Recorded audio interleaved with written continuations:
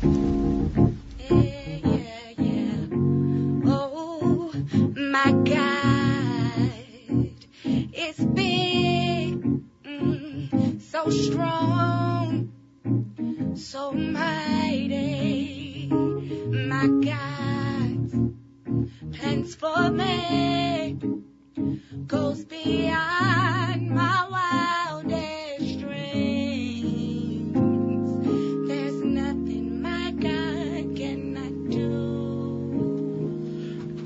There's nothing my God cannot do. There's nothing my God cannot do. Welcome to Wellness Issues. I'm your host, Chris Sylvain, and we are so thoroughly excited about today. What a great day is it? Wow, everything is good. Everything is wonderful because God is in charge. Great show for you today. Believe me, listen on in, continue. We have probably one of the most noted historians on doing great work. It's actually Dr. Blakeslee Gilpin, Blakely Gilpin. He's over at Tulane University as assistant professor of history. Came out of Yale University. We had him on health issues. Just really mind-blowing.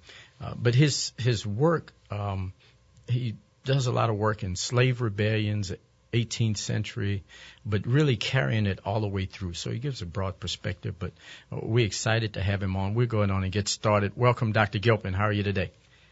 I'm doing fine. How are you, sir? Hey, doing fine. Excited to have you. And we get cut right to the chase. I think we were speaking on health issues, and I think one of the things to get started, if we can talk about that the North won the war, but the South won the peace. If you can go at that a little bit. Yeah, I was actually just talking with my students about that today. Wow. You know, it's a complicated process because, you know, the war ends, and the North definitely won the war. Okay. But what happens when the war is over is a very complicated, you know, situation on the ground. And I was trying to, you know, it's a difficult thing because you try to explain to people, you can understand if you're a white Southerner and you've got your entire world has been totally uprooted. Okay. It makes sense that those people would try to sort of hold on to the way that they had lived their lives before. Right. The unfortunate consequence is that the way they'd lived their lives before was a relationship with black people that was, you know, one of subjugation and violence and oppression. And basically, as soon as the war was over, even really kind of before it was officially over, those people, you know, the political leaders, the economic leaders of the white South were trying to make sure that they could get something as close to what they had had in 1860 as they could in 1865. So that fight begins very earnestly, very quickly.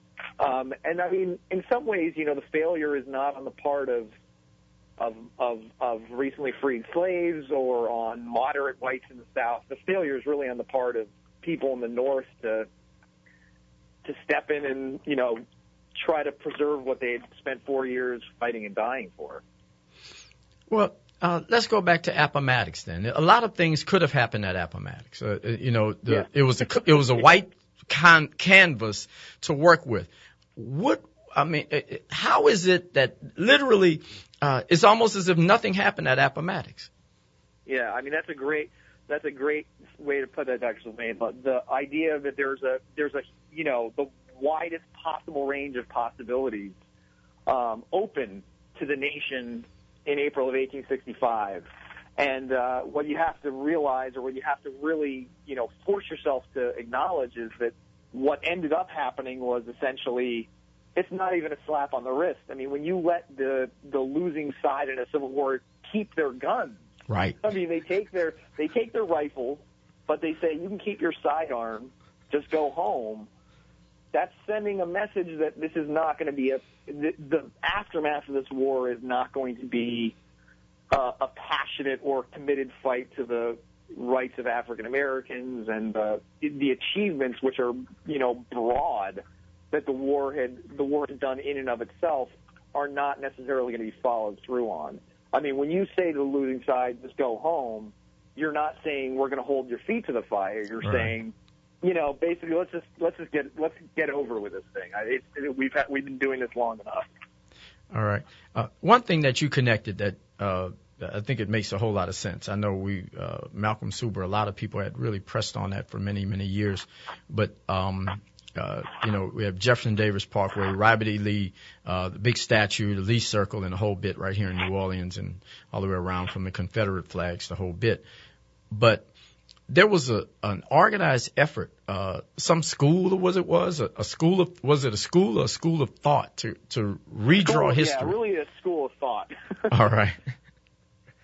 And that school of thought was is sort of formally known as the Lost Cause, which is, a group of Southern writers and intellectuals. A lot of them were enthusiastic supporters, if not major players in secession and the war, who get together as soon as the war is over and say, if we don't fight really hard in a spiritual, cultural capacity, the North is going to take over the story of this war.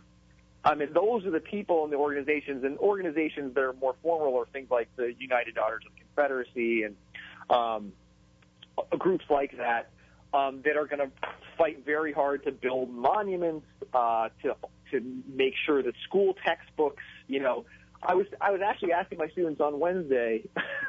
One of my students was, and I hope your listeners know he was really only kidding, he says he's fully prepared to go and try to tear down Lee's statue from Lee Circle. Okay. But I think what he was speaking to is the idea that if we were to take Lee down and put up Frederick Douglass, or if were we to put up a figure that maybe more accurately represents the racial makeup of this city, correct, or to rename schools instead of name them after Jefferson Davis, name them after the 54th Massachusetts, name them after groups and individuals that more accurately reflect the demographics of New Orleans, we'd be living in a totally different place. I mean, it's hard to imagine what that would even look like, and what I was trying to say to my students is what that would feel like. It's really hard for us to sort of comprehend. But the flip side of that is that these people in 1865 understood very well that putting up these monuments was going to send a message to everyone that passed by them, that this was the same place that they had been living for centuries. Got it. Makes sense. It makes sense. So the school of thought that was created, the purpose was for what would happen today to happen. It was well planned 150 years ago that if we created the monuments, if we named the streets, if we created this antebellum culture of, through the French quarters and Mardi Gras and that whole southern laissez-faire environment, that it would literally, the South wins the peace. Yeah, I mean, they're not even subtle, and these are writers like Thomas Nelson Page and Edwin Pollard, Thomas Dixon a little bit later on. I mean, they're very explicit that that's why they want to do this. I mean, they're not mincing words. They're literally saying the only way to, reclaim our honor as a defeated nation is to do this, and the only way to get back to the glory days of the antebellum South is to do this. So, I mean, they're being very explicit that this is a conscious project that they sort of endeavor to act upon, and that's one of the things that I find most, it's not peculiar, but most devastating about it is just how, I mean, they were telling everyone what they were doing. It's just that no one in a position of power cared, and people who were on the ground dealing with it, many of them didn't realize what, I mean, we could make that argument right now. What's the big deal? One street. I had a student in my class on Wednesday saying, I drive by Lee Circle all the time. It just seems to me that it's kind of a pain in the butt when you're in traffic. Right. I don't think about Robert E. Lee at all when I go by Lee Circle. That's what my student was saying. And I was trying to explain to her that that's easy for her when she's not, she's white. She's not being faced with this sort of bulk of these symbols, that they're sort of everywhere. And I think that this brings up something that I think we're seeing in the news all the time right now, which is the duality of American experience, which, numerous black writers and a few white writers have talked about this idea that, we live in two very, very different Americas. As we have for 400 years. Let's bring a caller on. Exactly. Yeah, let's bring a caller on the line. Line 3, we have Brother Keith. How are you today? Thank you, Brother Sylvain, and good morning to your guests. Yes. I would like to ask your guest, I'm familiar with some of the authors you mentioned, Pollard and all those people. Shelby, are you familiar with Shelby Folk? Yes. He's a writer. I think he wrote some things about the Civil War. Jeff Davis wrote a book. I never read it. I've seen it many times, even the original copy, first edition. The Lost Cause. Jeff Davis writing about the Lost Cause, his book, his personal memoir. Uh-huh. Are you familiar with it? Yeah, Jeff Davis's autobiography. Yes, sir. Have you ever read it? Oh, yeah. Okay, can you discuss some things that he might be talking about in that book? Now, let me say this. Can you discuss some things that he may be talking about in his memoir, in The Lost Cause, and I'll hang up and I'll just listen, okay? Because I've been curious about what he wrote in that book, for many years now. And I thank you for if you can discuss some things, and I'll thank you for that. Thank you, Brother Sylvain. I'm gonna hang up, brother. Thank you, sir. Jeff Davis's memoirs are sort of one of the cornerstones of this whole project, which is one of the reasons why when you're looking at issues like this, you see there are these grand streets in a lot of southern cities named after Jeff Davis, which is a little bit disturbing because this is a guy who, to his death was defending his role in this project, that project being the Confederacy, not necessarily the post-war project of white supremacy. This is a guy that was wholeheartedly dedicated to that and spent, I can't remember if it's 900 pages. It's a very long book, his memoirs, where he's defending the cause of the Confederacy and sort of his decision-making and what should be happening now that the Confederacy is gone. Wow. That's amazing. It's amazing when you think about it. I always, the more when we look at history, I always think about how little either I studied or understood, back in 11th grade. But let's flip it for a second. When we look at the Holocaust and the way in which America and the West redid this thing with Germany and the Jews. They have the Nuremberg trials. You have the reparations that were paid, and even till this day, they were able to track the cash, the Nazi money, and the industries and the families to be able to pay and extract. So they did. I don't know if it was a good job or not because it's hard to compare it, but it's a little bit different than what we had here at Appomattox. Yeah, just a little bit. I think one of there's sort of fallacies with any historical comparison, across continents and time period, but almost everyone points to post-World War II Germany as an example of, a society that at least attempted to get some things right. They were, working pretty hard to do that, and especially today, that people look at Germany and say, this is a society that has tried to come to terms with its demons better than most. Okay. I don't think anybody does a perfect job at this. Okay. But the great difficulty in those comparisons, I think, when we're talking about the post-war South, is that the people who had the money in pre-World War II Germany, a lot of them were Jews. So you can go back and say, oh, this guy owned a Renoir, this guy owned a Monet. We need to get the money for his painting, or we need to get his painting back. The problem is, and this is the situation I was really describing to my students this morning, is that in Civil War, in the post-Civil War South, blacks have nothing. Okay.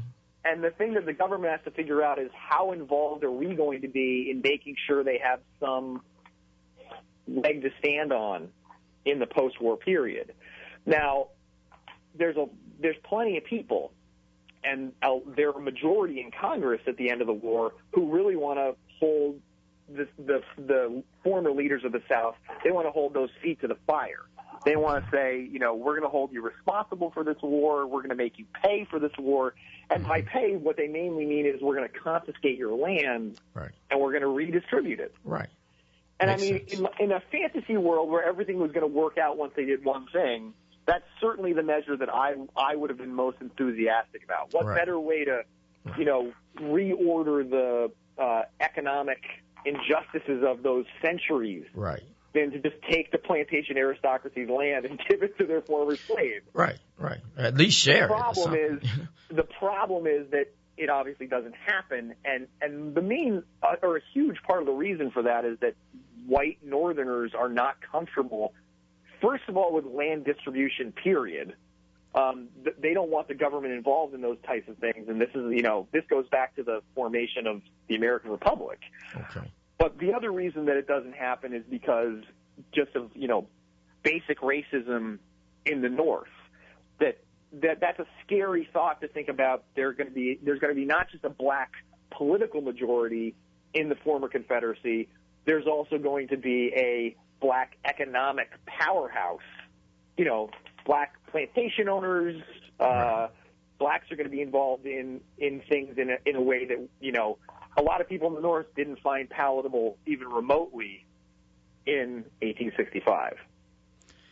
Well, So it's really a cooperative process on the part of white racists everywhere to not let black people sort of get a firm footing after the war's over. yeah, but it goes back, I guess, to the Appomattox issue, because if the deal made at Appomattox, the North wasn't really interested, Abraham Lincoln, in doing anything but letting them take their guns and their horses and their land and everything else like that, and left blacks with no protection, no federal protection to speak about. Am I correct? I mean, just about two or three that's soldiers entirely came correct. down. I think the biggest it's a completely understandable tragedy, even if you don't like racists, which I think both of us don't. Right. The reason why it's so understandable is that people, and Lincoln is probably the most notable of these, realize that if you start getting the government involved in, let's say, protecting the black franchise, which is the most tangible, let's protect black voters. We will make sure that they won't be driven away from the polls by the Klan. Right.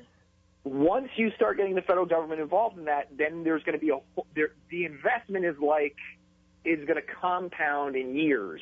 You can't just do it in one election, Right. because they're going to come back in the next election. I mean, this is essentially what happens across the South. For the very little, and it's very little, that the federal government's going to get involved in protecting black voters, they lose enthusiasm for it. They lose patience for it. They think to themselves, how long are we going to have to do this? I mean, we see to me, what's a very analogous situation going on in Iraq and Afghanistan now. Right. How long does the U.S. military have to stay to make sure that the things that they achieved will actually last? That's very much the calculus with which Lincoln and others are thinking about this. And they're, in my opinion, making the wrong decision. Or they made the wrong decision after the war, because basically what they did was nothing. And we can all sort of guess at how well that turned out. Yeah, because that Iraq comparison, I think, very, very close. But would another one be, post-Vietnam, when America pulled out of Vietnam, everything collapsed, where literally we pulled out, they took as many as they could, but then where literally you're leaving people to be destroyed at that point. Yeah, no, the only word for the post-war South is abandonment. I mean, that's what happens to African Americans. They are abandoned for a whole set of reasons, but chief among them are economics and racism. I mean, we're speaking mainly on the part of Northerners saying, we don't want to be involved and invested in this process any longer. Well, okay, so carrying that through, obviously we had the game of Reconstruction and all the way through. I think it was Dr. McInnes mentioned a little while ago that it wasn't until, I guess, the civil rights movement, Malcolm X, Martin Luther King, that we even started dealing with this. Like, again, Germany, they dealt with it, 5 years after the war, immediately after the war, with Jews in Germany. But here we go. It didn't start till 100 and some odd years ago, and literally we're at 150 years now. But we've never actually addressed this issue because, as we see the civil rights movement, it was a good pop, but it didn't have any a little political pop, but no economic pop to it.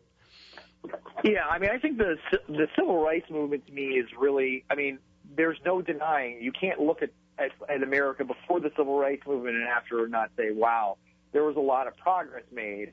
But I think it's one of the most dangerous episodes in American history because it lulls people into a sense of self-satisfaction. So we think, oh, there were these great heroic leaders, which there certainly were, and they brought us out of the darkness and into the light. And the problem is that they brought us, halfway, a third of the way. It depends on who you ask. Right. How far did we actually get at the end of that process? And I think, this is certainly what you saw King talking about, right before he was assassinated, was economic enfranchisement. That is, right. How do you get this group of people who have been disenfranchised in every possible way for so long? How do you give them the economic tools to rise? And I think that, had King lived, we would have seen a very different and perhaps a much more bitter memory about the end of the civil rights movement. His assassination, I think, is essentially comforting to white people, right. Which is that they say, look at all that he accomplished, instead of saying, look at all the stuff that we still need to do. Got it. Well, is there any, because again, the end of the war without the land, okay, war ended, no land, war ended, no land, still no land. Is there, in history, is there any place where a people that have been disenfranchised at that level, so many years, totally, wiped out, without any redress at the end of the war? Do we have historical comparisons? There's no real parallel to the particular way that American slavery works anywhere in world history. Because it's just this. There are plenty of societies in world history that have, systematically disenfranchised a group of people, right, or a class of people, which is right, much more common. But when it's a race of people and that's combined, or that's sort of under the umbrella of a nation of freedom, liberty, and justice, right, that's one of the things that I think creates some of these the most fundamental problems in terms of solving these enormous dilemmas, which is that there's this constant charge or this constant feeling of hypocrisy towards white people in power, which is completely justified. The thing is, how can you sort of hold these attitudes? How can you abandon Reconstruction, right, if you actually believe in the American creed? Right. If you actually believe in the sort of founding principles of our nation, you should never let something like Reconstruction be abandoned. You should never have allowed for a peace like Appomattox. Right. Those things are fundamentally contradictory with the principles on which the nation was founded. And that brings us to a point, too, that you made that just keeps ringing. It sticks.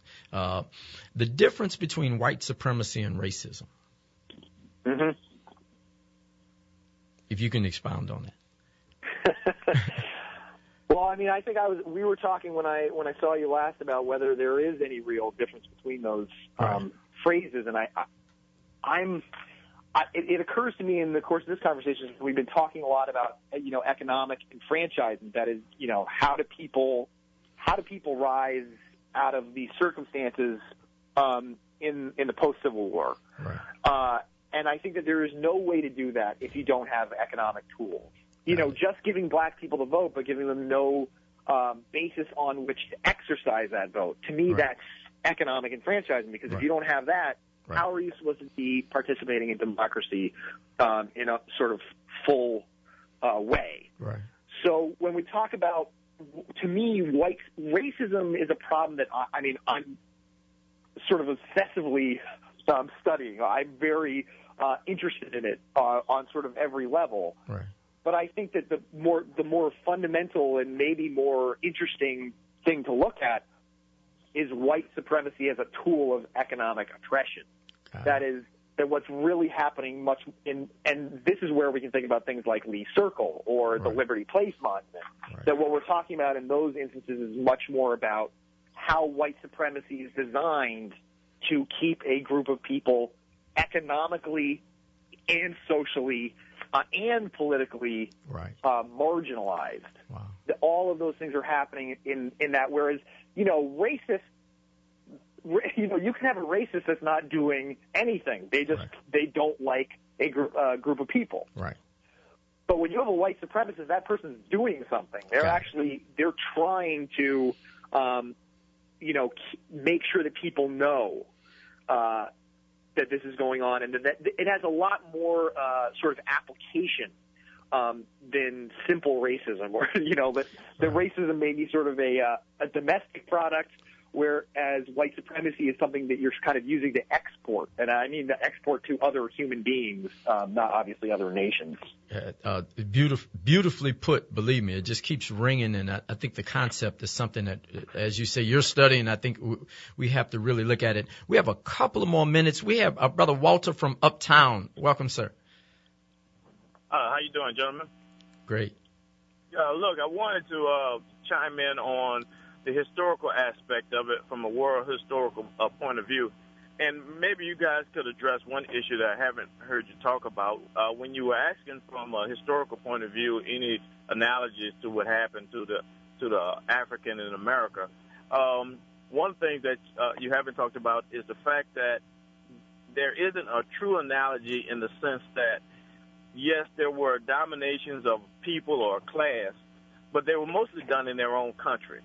For instance, in India, the British, when they went in, so when it was time for it to end, there was a better chance of reparations because they mainly just left their country. You see it with the decolonization of Africa now. They just left their country, and it may be in shambles, but they had an opportunity to help rebuild their country. Whereas the African in America was brought over here. He didn't have an opportunity. He couldn't go back. And he didn't have native soil to be given back to him. So they had to have the equation of actually how to formulate something to compensate him for. And that, as the gentleman stated earlier, that equation actually never happened. They just gave up on it and said, well, look, we don't know what to do because obviously we came over and took the country from the Native Americans, and we're not giving it back to them. So we're definitely not going to give any land to the African Americans whom we brought over here. So that sort of analogy, I think, is kind of troubling in the sense that we don't really have one that was done in a sense where a whole group of people, a whole race of people were brought from one territory to another, and then that ended, and that person had a chance to have some sort of reparation. You got about 15 seconds, Dr. Gilpin. Well, I mean, this is a very, very good analogy. I mean, mainly because what we're talking about here is a situation, and we actually see more, at least a better approach to Native Americans in the last couple of decades than we can point to for African Americans. I mean, that's fundamentally true. Thank you, sir. Thank you, Dr. Gilpin. Thank you for those callers. Awesome. We got to fight.